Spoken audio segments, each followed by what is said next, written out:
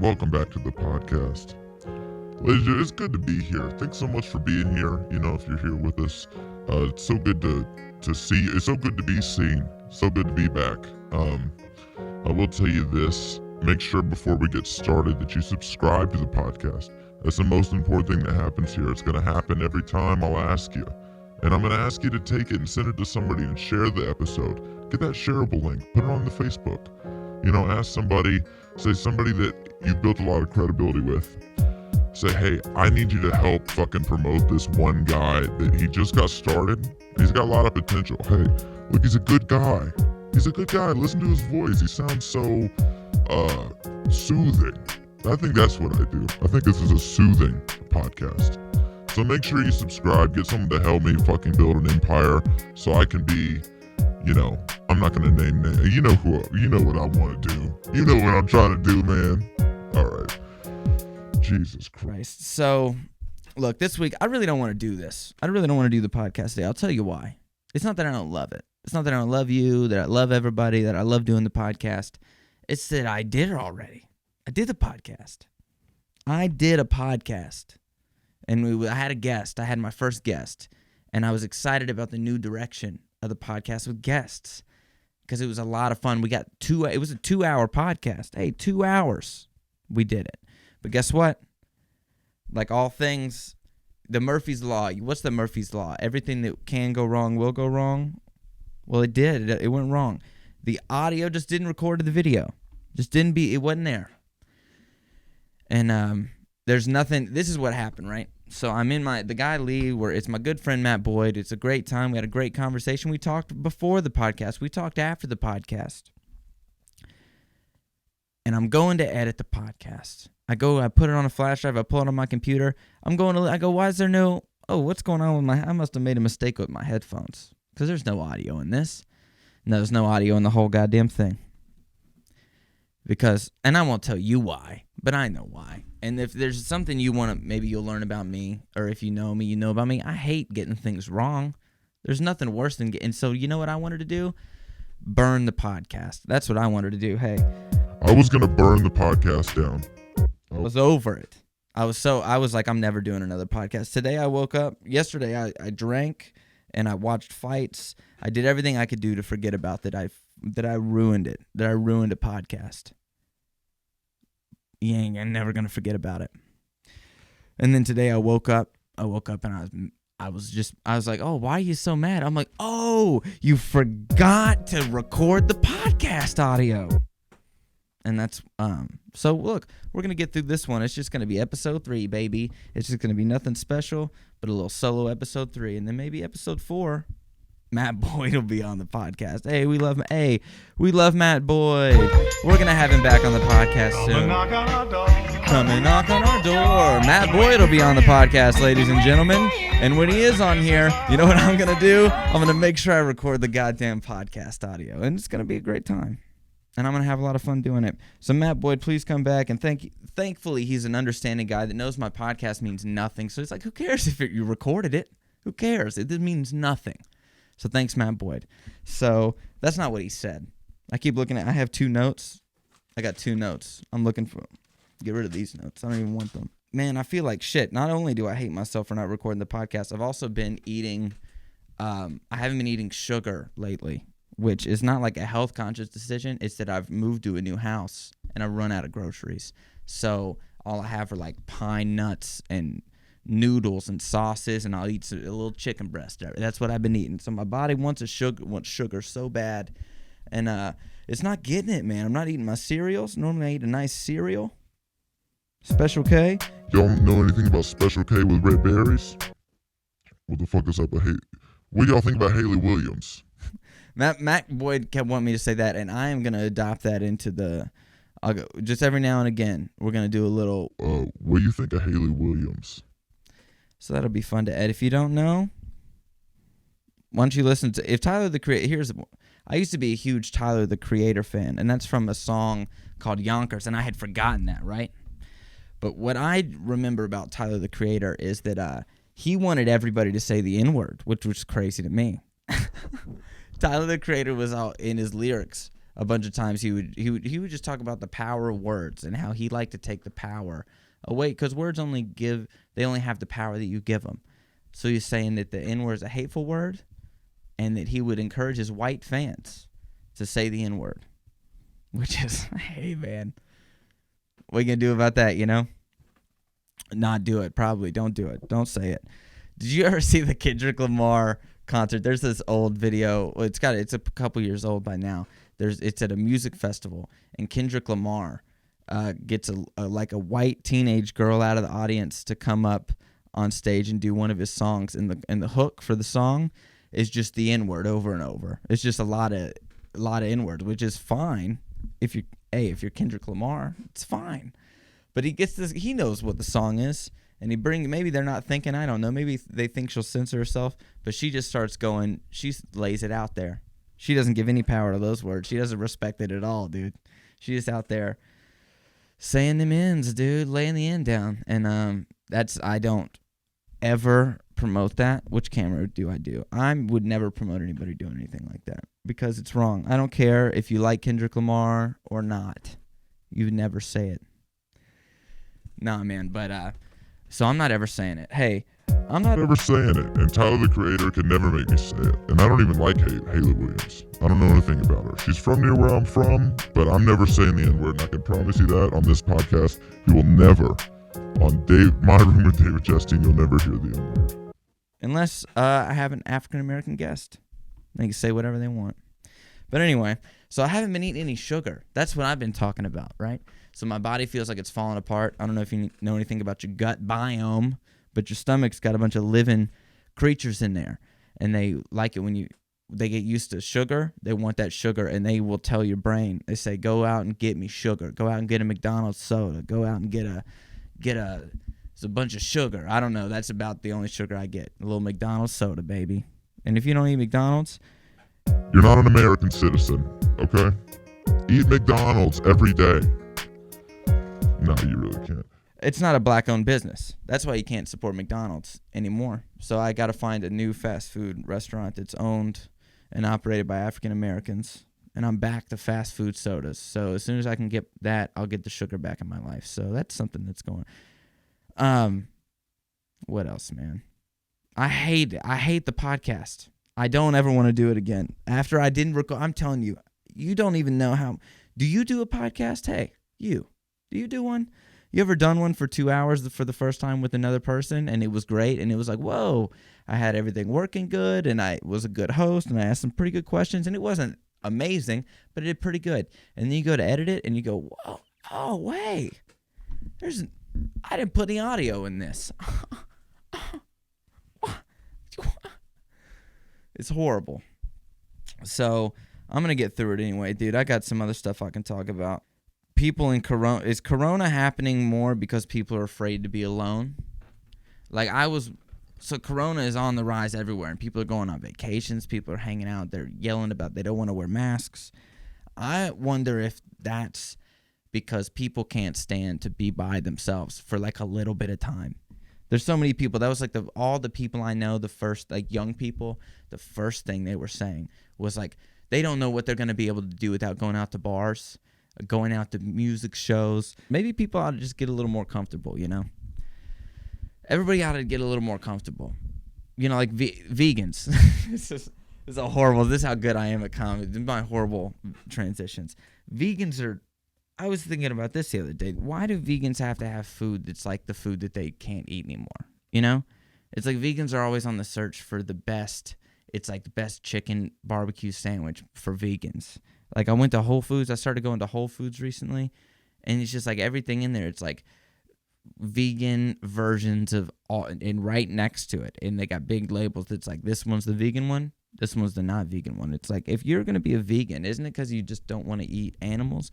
Like, why you got to eat a fake chicken sandwich? Like you can eat a fake hamburger. Like, why would you, if you just eat a vegetable? Don't you like carrots? Like, what's wrong with just eating carrots? That's the problem, being weak-minded. It's like you're just like, I can't eat just carrots. I got to have the entertainment of a Philly cheesesteak, right? But not a Philly. Like, I don't want to eat a cow. If you're gonna eat a Philly cheesesteak, you got to eat a cow. That's my rules. You can't have a Philly cheesesteak and not eat cows. You can't eat chicken nuggets and not eat a chicken. You have to. It's one or the other. I don't understand. And people, the vegans will get mad. They'll be like, "This place's vegan chicken sandwich was not very good." I'm like, "Yeah, because it doesn't exist. It's not real. You can't have something that's not. You can't have your. It's literally a have your cake and eat it too situation. You can't eat vegan and have a chicken sandwich. Get over it." And people are on, and they love brag. They're like, "Oh, I got the best vegan fucking ribeye steak there is. I got a great vegan big old chorizo dip." If vegans weren't so weak-minded and need their chicken sandwiches, there would be no coronavirus. That's what I believe. That's the conspiracy I want. The conspiracies are thick right now, man. It's so hard to keep up. I swear to God, I have family members that are they have conspiracies. They don't even make any sense. Their conspiracies are like that like Bernie Sanders is like a Bolshevik. I don't even know what that means. That's what they think. They think that like AOC is a Marxist like reincarnate. That's what they think. They think that somebody wants to like take their freedom and then put it in a, throw it away. Did you guys see this Wayfair stuff? The conspiracies are so crazy right now. There's all kinds of. My favorite two conspiracies right now are the Wayfair conspiracy and the coin shortage conspiracy. This is the two hottest conspiracies in the game right now, dude. Number one, the Wayfair one is people think that there's children, there are people being trafficked inside of furniture. That's what people think, which would be so insane if it turned out to be true. What if? Could you imagine if this whole time people like the QAnon people were right, and it's just like I almost bought a wall mount for my TV off Wayfair the other day, and I had it in my wish list. Does that mean that I can't do it now? Is an 11-year-old going to show up in my house when I buy a TV stand? Is that okay? But I don't know. I don't know what's going on with Wayfair. If that's real, what if you just buy? I guess maybe they leave it up to like. Who would just go on there and buy one of those cabinets for $15,000? Maybe it's just like they're like, "Hey, bro, you got the private hookup," and then they're like to go through it, just go to Wayfair.com and buy this $5,000 shiffer robe. If that's what's going on, I mean that's like an insanely loose way to run your business, especially in today's climate of like everyone canceling you. You'd think they have stopped doing that. And apparently Ellen DeGeneres has a business partnership with Wayfair, and now she was hanging out with George W. Bush at the Cowboys game. Now she's trafficking children in a couch. It's like, can you trust Ellen? Who can you trust? She's out there dancing. She's dancing for the kids. She's the first TikTok dancer. She's kidnapping your children. That's what she's doing. All those Make-A-Wish kids come on Ellen. She traffics them inside of an armchair. Is that what Ellen does? I don't know. Probably not. This will probably not make it through the YouTube algorithm at all if you look it up. Fucking guy with 77 subscribers says that Ellen traffics armchairs, It's not making it to the internet for sure. But then the coin short, I'm sure maybe you've been to a store lately and you've seen a sign that says that they're experiencing a coin shortage. I don't know if that means they want coins or if they're like, don't use cash. I don't know what that's supposed to mean, but that's the one that's the most probable to me of being a conspiracy, because that if they want to get rid of your cash, I'm a big cash guy. I like cash, baby, because I know that if you buy a lot of stuff with your bank account, Google, this isn't a conspiracy. This is Google can buy the information, and people can get the information for what you buy, and they just know what you do. They can see like you went to this Kroger at this place at this time, and it's under the guise of that they're like, and maybe this is what it is. Hey, this is the least conspiracy part of it, is that Google and other people are buying that information so that they can market to you more specifically, like use their algorithms to market to people more specifically. The deepest end of it is that they're trying to find out what you do all the time, and they want to know where you're going, what your habits are, so they can profile you. And the CIA, man, that's what they want to do. But I'm not saying that's what they want to do. But if that's what they wanted to do, they would do it. Okay. And it's just that part of, I'm not one of these like anti-mask wearing Americans, but you can't just let people just be like, yeah, no more cash and we're going to track everything you do all the time. You definitely can't do that. So this coin shortage, dude, this is a conspiracy between AOC and the Rothschilds. They're trying to steal your money, and they're trying to make it so you can't have cash on hand. That's what they want. They don't want you to have cash on hand. They want you to have a U.S. bank account. That's what they want, so that they can freeze your funds. They make you buy stuff from Wayfair. You can't buy furniture from Aaron's Rentals anymore because they don't traffic children. They want to incriminate. They want receipts of you buying trafficked children so that they can use it in court against you. That's what they want. That's what the government wants. And you're just going to roll over and give it to them? You're just going to give away your freedoms. I had an uncle that would say that. I told my uncle about the Xbox Kinect. I remember I told him about this, and I was like, hey, I told him, yeah, it's a video camera that you set up in your house, and it's just in your living room all the time. And he's like, whoa, hold on right there, buddy. He goes, it's in your house just all the time. And that's before I could even get to the crazy stuff of like, you would hear these rumors when the Kinect first came out that if you had like a can of Pepsi in the room with the logo showing, that the Kinect would see that, and then it would start advertising Pepsi products to you, right? Or anything like that, Like I know on my phone, I was listening to a podcast, and they were talking about Toyota Hilux trucks, which Toyota Hilux is a model of truck they only make in Australia and New Zealand, right? They don't even sell it in the States. They might sell it in Europe, but they definitely don't sell it in the United States. So they were just talking about it on this podcast, and I'm on Instagram like an hour later, advertisements for Toyota Hilux trucks, dude. Are you kidding me? That's the government, baby. That's the coin shortage, okay? You let them take your cash, the next thing they're going to make you drive a Toyota Hilux. They're going to make you use it to traffic children. That's what they're going to do. That's what our government wants to do. You think AOC doesn't want to make you buy a Toyota truck that's from Australia, not even from America, and make you use it to smuggle children across the U.S.-Mexican border? You don't think that's what her goal is? It might be. You don't know. Wayfair it's a whole thing, dude. Bernie Sanders is a Bolshevik. We know this. They're going to use Al Gore's going to be our vice president, and they're going to assassinate Joe Biden and make Al Gore the president. Look, we know this. This is what we know. I don't think that's what we know. Anyway, dude, moving on to other news. I don't want to get canceled by YouTube. They're not going to look. If I keep talking like this, I'm not building shit. I'm not building anything because YouTube doesn't like when you question the truth. That's what they don't like. Look, I'm a truth teller. I'm a truth seeker. How about that? I'm a truth seeker. And YouTube wants to shut me down? They don't want me to talk about Wayfair? All right, YouTube, bring it. I'm challenging. I'm declaring war on YouTube, the free platform that allows me to get a subscriber base. I'm declaring war. It's over, YouTube. You're canceled. YouTube is trafficking Wayfair children. Let's play this for a minute. Jesus, let's hit a little bit of this logo. Woo! Do a little logo.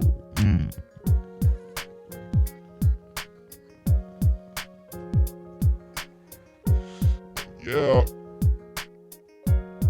Wayfair is coming for us all. That's what you need to know. Crystalia has a hidden business partnership with Ella DeGeneres. They would use it to talk to 17-year-olds for a period of 2 to 3 years until they were 21. Did we talk about Crystalia? I don't think we talked about Crystalia on the podcast. That shit's incredible, dude.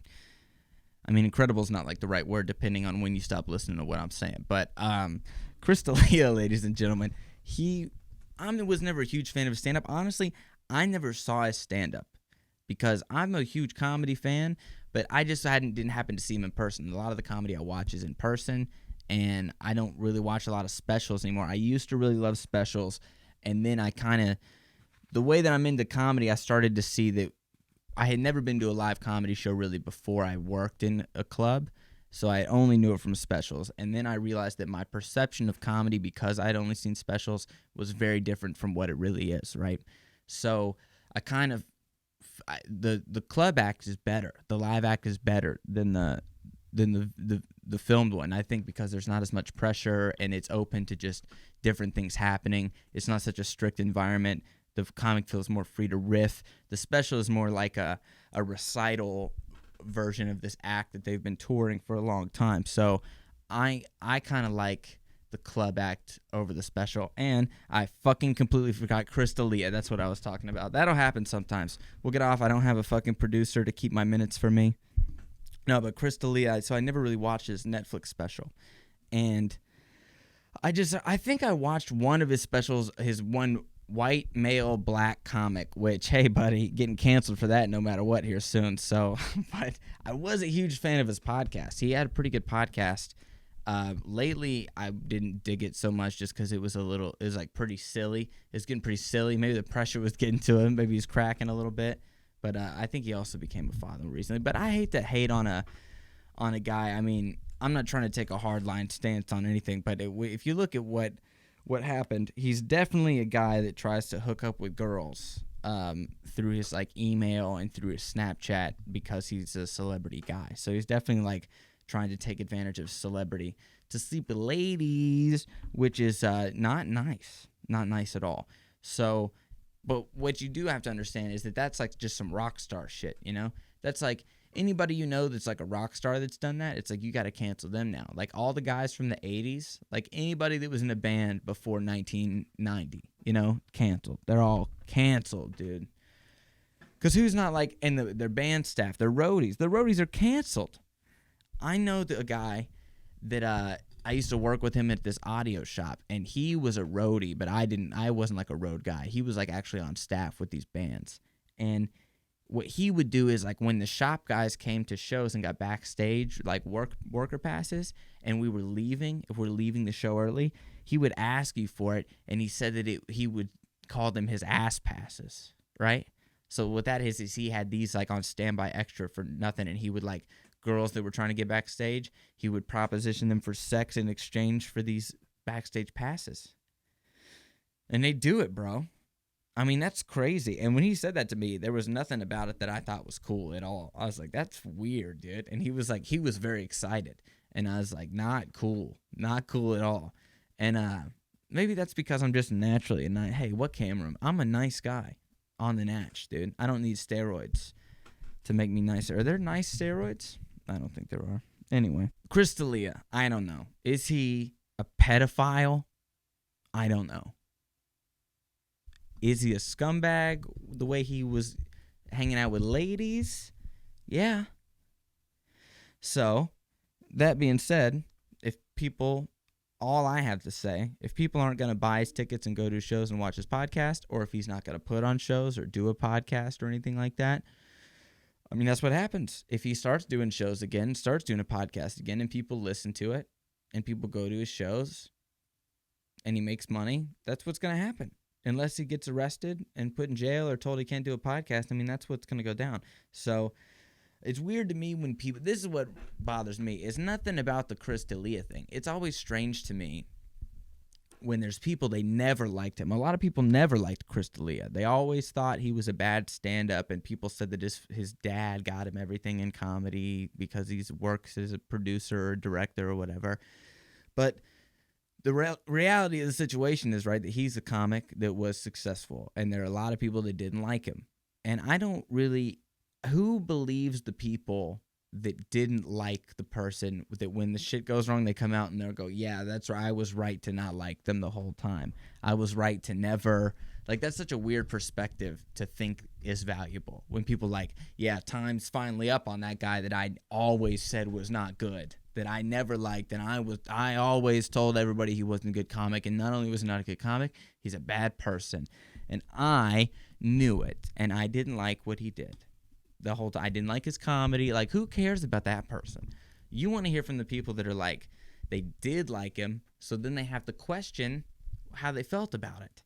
And then they have to come to, like, a point of understanding and either decide to support him or decide not to support him. And that's what I think is more important. But you don't get that perspective because when people try to express that perspective, other people come in, they shut them down. They come in and they go like, oh, they're like, you are trying to be a Nazi sympathizer or something, you know? That people just make it into this whole thing like you're trying to, like, I'll tell you who did a horrible job of it was Neil Brennan. Neil Brennan went on Twitter, and he was just like, actually, it's like a hemophile. That's what he said, dude. He was like, He was like, well, wouldn't really be considered a pedophile because he's not into children. That's like in the ages of like this age to this age. It's like, well, you can't be pulling out your thesaurus when people are saying pedophile. That's not really the stance. He's like, hey, it's not like he was a pedophile. He's a hemophile. That's Neil Brennan. Tough take on that one, but hot take. But I don't know. Some of these people, I saw the fighter and the kid reaction to it, and Brian Callen just went into full, like, he was like, I've never seen anybody do anything illegal. I've never heard of anything being illegal. I've never been on the road with this guy. I don't even really know him that well. And it's like, this guy's like his best friend. They send pictures of their dicks to each other or whatever on their cell phones. And he's like, I don't even know. I never saw him do comedy. And they're crying. It's just weird how people, like, they feel intimidated because they were around them. I guess maybe, I don't know. You got to come out and say something, and I would have come out and say something too, for sure. But I thought the best person, Theo Von did the best job out of everybody, I think, because he came out and he expressed hurt for the girls involved. This is another thing, though, that's been freaking me out. A lot of people, even Theo Von got it right, but everybody keeps calling them underage women. Like, what the hell's an underage woman? What is, like, you talking about children? Because nobody's an underage woman. Like, I was talking about this to my roommate. Like, have you ever heard of an underage man? Nobody's ever talked about an underage man. Like, look at that underage man. Who has said that? You can't, like, what's an underage woman? You talking about them children, bro? You talking about, because I think that's just easing the tension of, like, being like they were having sex with a child, You can't, they're like underage woman. It's like child. An underage woman is like 18 to 21 years old. That's what I think. Underage woman is like, I can't drink yet, but I'm an adult. I can vote and I can join the military. Can't drink yet. That's an underage woman because you're underage for drinking. That's it. So, I don't know, dude. But Theo Von, he's sorry, gonna get down my underage woman rant out of the way. What's the deal with underage women? You ever heard of an underage? Dirty, real Seinfeld-y bit. These men, are they underage? No, it's a young man, young woman. No, Jesus Christ. Seinfeld, I'd be the worst Seinfeld. My show would get canceled. Pilot season, baby. But no, but Theo, he expressed like it was probably hard for these girls to go through. Like, they liked Chris, they were a fan of his work, they liked his comedy. And at some point, like, what really came out is that all these people that had interactions with him, that met him, when they met him, were adults. And there was one person that in the emails that it said that I don't know, there's some that were really complicated. It was pretty tough. But I think I think all the people that he ever met with in person or whatever, or tried to make plans with to meet, he knew that they were adults at the time he tried to meet them. So who gives a shit, really? But to still be a fan of somebody and think you're going to get to hang out with them, and then they abuse their celebrity and their, like, your interest and want to see them to sleep with you, and then, like, kick you to the curb and ghost you and never talk to you again. I mean, that's pretty shitty. I could never see myself doing anything like that. I don't know how anybody could do something like that. It's, like, pretty disrespectful, So, he's made a lot of money. He made a lot of money, and I guess I really didn't enjoy his stand-up so much.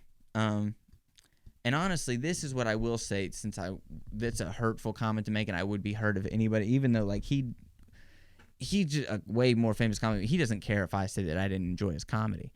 I do think he has the ability to be a good stand-up comedian. I just don't think he does it. I think he does a lot of silly voices. It's a lot of stuff that, like, as I've started doing stand-up, there's things like that that's like a nervous tick. Like, that's like a crutch that you would lean on, is to, like, do a silly voice or do a movement, or, it's not like he's got super strong writing with punchlines. So it's kind of a lot of some of this, there's one special where he's doing an impression of a Cuban guy that's giving him directions, and it's literally like 7 minutes of a guy going, like, he's like, I want you to see, just see, imagine you're here and see. And he does that for like 5 straight minutes. So he takes like 5 minutes of comedy and makes an hour out of it. So that was weird to me. But Chris D'Elia, he's canceled, man. And Chris D'Elia's canceled, baby. That's all we know today. Chris D'Elia is on the way out the door, and you're not going to have to worry about his podcast anymore. You're not going to have to worry about, him hooking up with children, underage women, because he's goddamn canceled. It's flies, dude. My new house got so many goddamn flies on the outside. I don't know what it is. Like, what is it about a house that there's no trash here? There's, like, no extra fly stuff. It's goddamn bullshit. I'm sick of these fucking flies. Jesus. Give me fucking anxiety, dude. It's always one will get in my room.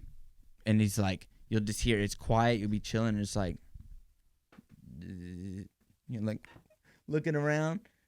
And the motherfucker fly right by your ear, land on something, do a thing where they buzz and hit against the window a bunch of times, and you hear their wings. Little baby fly wings. How that shit is so loud. I'm sick of it, dude. Anyway, but the UFC fight.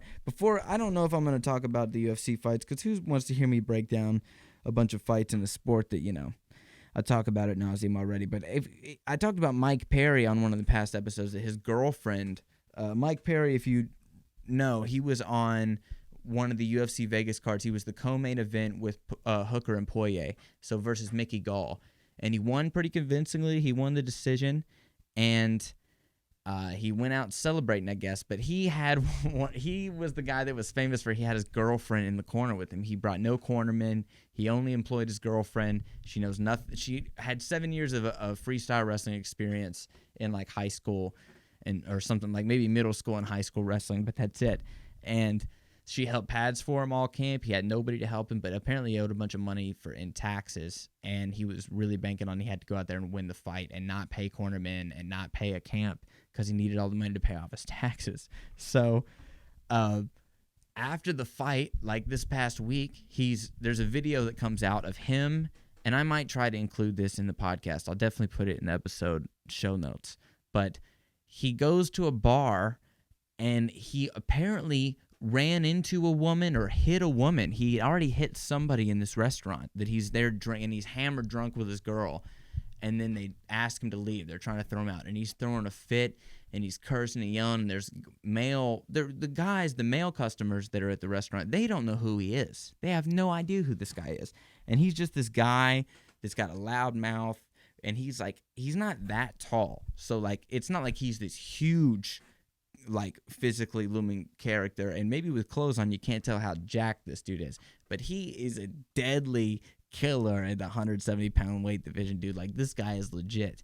And he's one of the strongest guys out there. I saw videos of him doing a core workout, dude. He gets up on a pull-up bar and goes completely flat. And he's just moving himself like back and forth like this. It's one of the most crazy things I've ever seen. So these guys are accosting him. He's saying he's going to be knocking people out, don't touch me, and guys are going up and telling him not to put his hands on women, and so, which is, I mean, rightfully so, but they don't know they're talking to a killer. So this old fatter guy comes up to him and is like, he starts making fun of the way he's speaking, right? Mike Perry's got face tattoos and shit. He's all ripped up. Even with a t-shirt on, you should know what you're getting into. And this guy's making fun of his voice and stuff. And then he goes and he starts trying to, I think, push him back out the door. Mike Perry, one shot, knocks him out, dude. Lays this guy out. And chaos ensues. And then he starts saying the N-word. Dude, he said the N-word a lot of times. And he's a white guy. But he thinks he thinks he can just say it because he's 1/8 black. He came out. He just really adopted that into his persona as being able to say the N-word, and I don't think he's allowed to. I don't think he should be allowed to, if I can say that. So, hey, look. Mike Perry shouldn't be allowed to say the N-word. I don't ever think that should be a thing. He'll never be able to say it. Not on this podcast, not on any podcast, nowhere. Not in a restaurant, not in a house, not with a mouse. He can't. Mike Perry will never say it. Well, he will say it, but it won't be okay. I know that much. But anyway, after this, so he's out there yelling. And then his girlfriend, whoever has the video, kind of gets out to where you can see where he's like sitting down outside. He's got to be hammered. And his girlfriend is talking to him. She's yelling at him, Mike, she's yelling at him, what the fuck? Why you don't have to act like this? There's no reason you had to do that. And she's speaking realness to him. Like, she's being like, he's a martial artist that just defeated a Brazilian jiu-jitsu black belt. Like, Mickey Gall's a good fighter, and he's had a lot of good wins, a lot of good fights. He fought against Cowboy Cerrone. Like, this is not a guy then it, for any reason, needs to feel so afraid for his safety that he has to go first to like punching people in the face. There's a really good example of this, something when a fighter was out in public and somebody was being belligerent. Matt Serra was in this casino in Las Vegas. I think it was in Las Vegas. And there's a guy that he's like acting belligerent. He might have even taken his shirt off at one point. And Matt gets him in like a full mount and wrist control and is just flattened him out and holding him down on the ground. And he's just, I got you, don't, and he's being all, and the guy's screaming, I'm going to sue you. He's like, nah, he's like, you were acting, he's like, just relax, buddy. Wait till somebody gets here. And then the cops, the security officers get there and he's like, make sure you get a hold of him. I'm going to get off. He's being calm the whole time. That's how you do it if you're a fighter. If you have the ability to like check an individual like that, but that's not the situation at all. Apparently Mike Perry was just being drunk and belligerent and asked to leave, and from the video that you do see, there's no reason not to think that that's what he was doing. It is a little bit different than, I'll say, something like the Conor McGregor situation, because at one point Mike Perry does tell the people explicitly, you put your hands on me, I'll knock you the fuck out. That's what he says. He said, put your hands on me, I'm going to knock you the fuck out. And the guy put his hands on him. So it's the Conor McGregor thing. The old Irish guy was like, I don't want to drink your whiskey. I don't want your whiskey shite. I got whatever he was drinking. He liked it. And then Conor hit him from behind. Now, Conor also didn't hit him near as hard as Mike Perry. This guy got fucked up, dude. He hit him hard as hell. That guy has probably never been hit like that in his life. He had no idea who he was dealing with. It's obvious that nobody had any idea. And you think on the world stage after this fight in Vegas, people would have been like, yo, that's Mike Perry, dude. But I don't know, dude. The person I feel bad for is there is a black guy that works for whatever the restaurant or bar is, and he's like got gloves and a mask on. And he's trying so hard, like when Mike Perry's sitting down, to keep people from coming up to him. And he's yelling the N-word. Mike Perry's screaming the N-word, dude. And this guy's not looking at him at all. He's just like, everybody be cool. Man, it's such a weird time to be alive. Mike Perry's out there living his best life. That girl's probably, who knows? Maybe if she loves him, she'll stay with him, I guess. But look at me being like, if she loves him, I bet they'll stay together.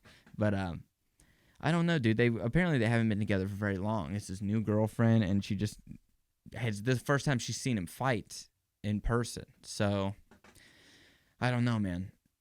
Shouts out to Mike Perry. He's definitely not going to be getting any fights in the UFC for a while. He's going to have to do some motherfucking therapies or something like that. Figure out why he's so angry. Because he said, he was doing interviews with the media. He's like, I hate all of you. I hate all the fans. I hate everybody. It's just about me and my girl. That's it. He likes Yoel Romero. He likes Jorge Masvidal. That's it. But the guy, man, that guy, a lot of people like him, man. And I get what he's saying. The fandom is fickle or whatever. But there's a lot of people like me that wouldn't hate on him. It's just like, you can't be. I'm just talking about this because there's fucking zero news in the world. I would talk about anything else. But it's something I know a little bit about, and I'm not talking no shit about it. So Mike Perry, if you see this, if anyone by any chance sends this to Mike Perry, Mike, Mike. Look, man, don't hurt me, dude. You got them fat bows. You be coming in, yeah. Nobody wants that. Nobody wants that, Mike. And next time, if I see you out in the bar and you're acting jive, dude, you better watch yourself. That's all I'm saying. Oh, my God. I would never. Nobody clip that and send that to Mike Perry. Anyway, bro, what else? We got anything else we could talk about? The UFC fights were great. Masvidal versus Usman, it went about as you could anticipate. That was like your worst fear of what. There were only one or two outcomes. It was either going to be that, well, maybe three. It was going to be that, honestly, only two. The outcome that Usman was not going to be able to land takedowns at will unless he was stopped early with a shot. That's the only way that wasn't going to happen. Usman, a lot of people haven't watched Usman's fights. You watch what Usman did to Tyron Woodley. He went out there, took him down, pounded him to the body, took him ground and pound him, held him down, submission attempts, controlled him. A lot of people get bored watching a fight like that. I'm not one of those people because if you're a real fight fan, if you're a martial arts fan, that's a part of the game. If a guy can go out there and get a hold of you and hold you up against the cage and stomp on your feet and shoulder you in the head and get you down and ground and pound you, if he can do that and you can't do anything about it, well, I mean, if you were a better martial artist, you wouldn't let him do that to you. You know, like it's not like a superior. That's where people, the normal fan base, like the casuals, they think it's like they must think it's easy to go out there and hold on to somebody without letting them move around or do anything to you. It's not easy. Go out there, go try to hold somebody, a strong, ripped up dude with a six pack in place. Like hold him after you've been sweating for 25 minutes and you're tired, and taking him down, slamming him. None of that stuff is easy, dude. So I mean, you got to respect it. Usman also, what you have to think is that if he had time to train for Masvidal, more time than 6 days, he could have looked at his striking more in depth. Like he could have had his coaches profile movements that he should have been doing more. So he could have put on a more impressive performance. But for him to go out there and stand with Masvidal, it's an unwise decision as a champion. You got to look at guys like Floyd Mayweather. Look at the great champions. Like no great champion is going to go out there and just play the game that the fans want to see on, and that's their biggest risk for losing. No one's going to do that. I mean, that's like throwing your job security to the wind. Kamaru Usman is not a guy that Dana White loves promoting and loves his style. So Usman is a guy that if he wants to be champ and be on the big pay scale, he's got to hold on to the title. It's like Khabib. Like Khabib is only on the huge profile because of what the Conor fight did for him media-wise. Like the way that he was able... Khabib's gotten really good with the trash talking. He's become a really entertaining character. But without the stage of the Conor McGregor, who knew about Khabib? I mean, I knew about him, but not a lot of people knew who Khabib was. I remember sitting down to watch that fight, and everybody's like, I don't even know who this guy is. Everyone's like, Conor McGregor's going to wipe the mat with this guy. He's like an unknown. I'm like, you guys are insane. I told everybody, I was like, he's going to hold this guy down for 4 or 5 rounds. He might finish him. If he finishes him, it's going to be late in the fight. I mean, this guy is brutal, man. And Dana White, a lot of people would much rather see a Conor McGregor style where he's, even if he's not landing all the time, he's on the feet in a boxing stance. He's throwing spinning kicks. He's throwing leg kicks, throwing head kicks. He's got a killer straight left. People like to see you land shots. They like to see the cuts. They like to see the blood. That's not me, dude. I mean, I don't mind it, but I'm like just about seeing the competition. A lot of people think it's just like blood sport. It's this brutal thing. And for some idiots, I guess that is what it is. But like a guy like Usman, a guy like Khabib, I don't care it's not the most exciting on your edge of your seat fight. Also, when you're a fan of Masvidal and you want Masvidal to win, it's not always the greatest thing when the guy that you want to see win is getting his ass kicked in a grappling match. But it is what it is sometimes. And Masvidal, when you watch his post-fight interview, he's upset at himself. He's talking, I need to go out and work on my cardio. His wrestling obviously wasn't bad. He could keep from being taken down. And the only times he was taken down, one, he kind of was loose in the very first 30 seconds of the first round, and he got put on his back. And then the other ones, he was just pretty tired, and he got back up eventually. He wasn't held down. I think in the third round, he was held down for like over 3 minutes on a takedown. But other than that, I mean, if he had a little better cardio and didn't get tired out from a guy leaning on him like that, and Usman is a world-class wrestler. Like, as far as an MMA wrestler goes, like he's one of the best there is. Like he puts grappling with the striking, holding people up against the cage, probably better than anybody that's fighting today. Khabib more is like, he'll get you to the fence, and he holds you down with the wrist control and wraps up your legs, and he flattens you out with your back kind of to the fence on one side. With the hand on the bottom, he traps it with wrist control, and he just pounds you in the face. Usman is more like a clinch fence fighter, and then he's like a power single or double, and then he gets on top. He doesn't mind. He wants to kind of get you away from the fence once he has you on your back. Like once he has you down, he wants to get away from the fence and get you more in the center of the octagon, and from the guard, kind of come down with elbows and work through and find a submission maybe. That's what Usman will do. But Masvidal wasn't really prepared to do that on 6 days' notice, like grind out a 5-round fight. And if he wasn't going to get a quick knockout or just a by chance knockout in one of the rounds, and a lot of people, I knew he wasn't going to get finished. No way Masvidal's being finished. I don't think he's ever been finished in the UFC. I think he's been finished one time by submission in his whole career. So, look, the guy's a killer. He'll be back. He says he doesn't want to fight Colby Covington, but that is the biggest fight now in the world, in the UFC for sure. I wish that he would have won. If he would have won by some spectacular knockout, he's definitely fighting Conor McGregor. And then it's McGregor versus Masvidal, because then if McGregor wins, if Conor wins the welterweight title, which he'll never beat Masvidal. There's no way. Masvidal used to make 150, McGregor will never beat Usman. Conor could fight Masvidal because just like Cerrone, he used to be a 55er. So Masvidal is just kind of like, he's like smaller for the welterweight division. He doesn't have to cut a lot of weight. He's fighting guys that are quite a bit bigger than him, generally speaking. Masvidal is the biggest and the strongest guy he's ever fought in his career.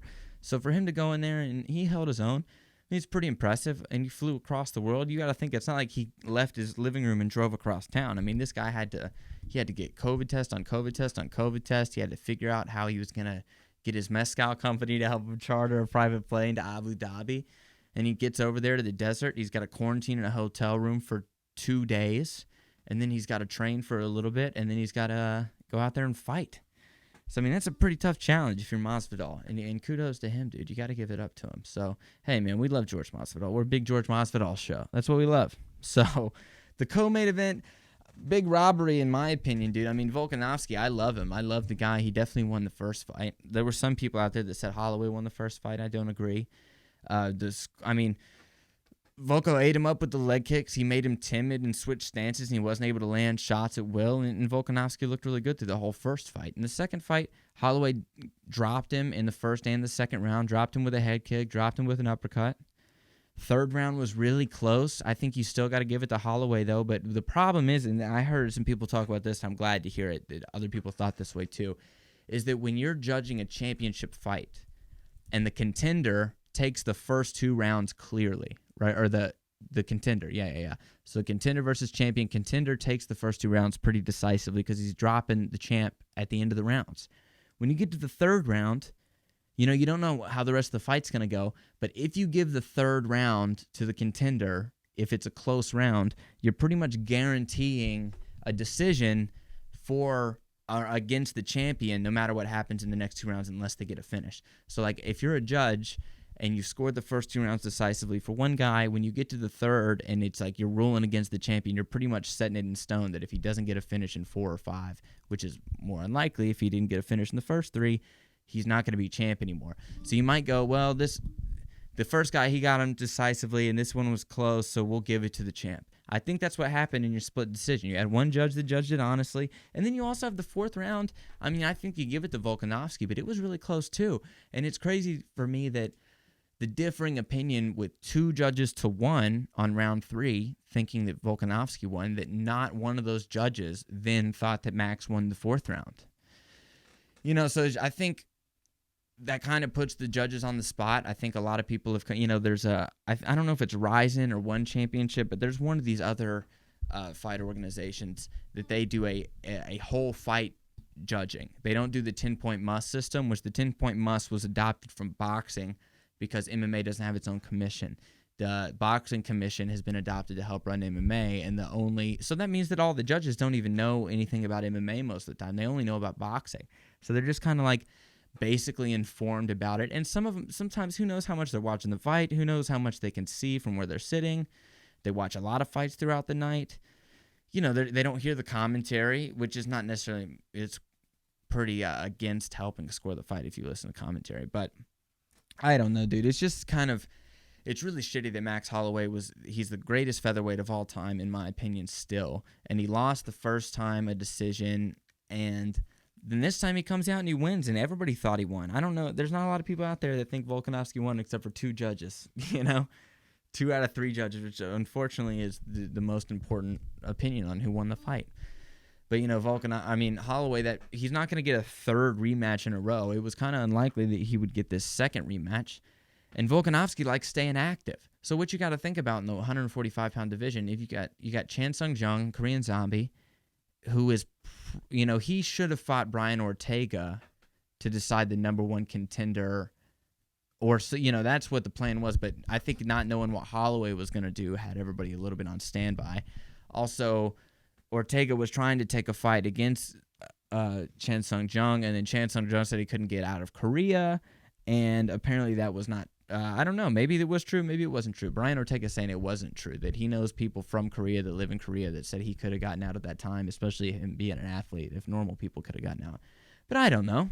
I don't know if it's true, but Brian Ortega is supposed to. It's very complicated now. Like, how do you have Ortega, who lost to Holloway, like very, very convincing, was stopped by the ref, or no, I think his corner stopped it after the fourth round. Then you got Chan Sung Jung, who was knocked out by Yair Rodriguez.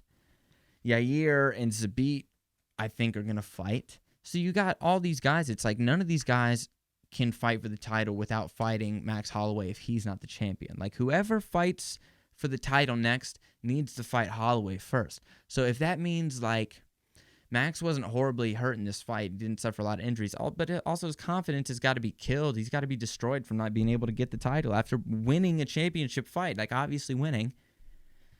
But to take another fight like Volko would have to take time off. And then here quickly, you'd have to get Ortega versus Chan Sung Jung.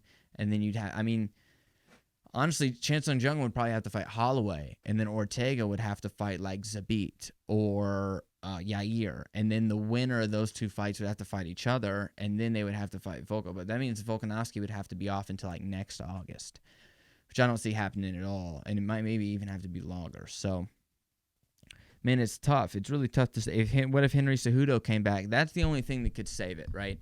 Is if Henry Cejudo came back and fought Volkanovski in the interim just to occupy time, just to, like, make sure, like, because Petr Yan is there in the 135-pound division. He beat Jose Aldo, which was a horrible stoppage by the referee.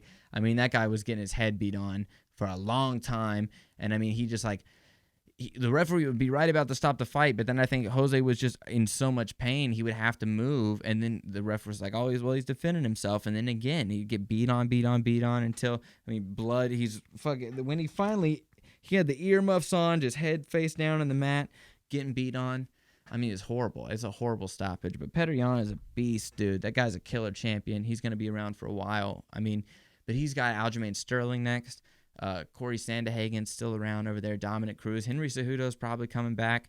You got to think, what about TJ Dillashaw? When's TJ Dillashaw back in the mix? Like, that's a pretty stacked up division in 135. It's one of the more exciting. Light, bantamweight, bantamweight, featherweight, lightweight, all great divisions right now. The UFC strawweight division, unbelievable. Rose Namajunas versus Jessica Andrade.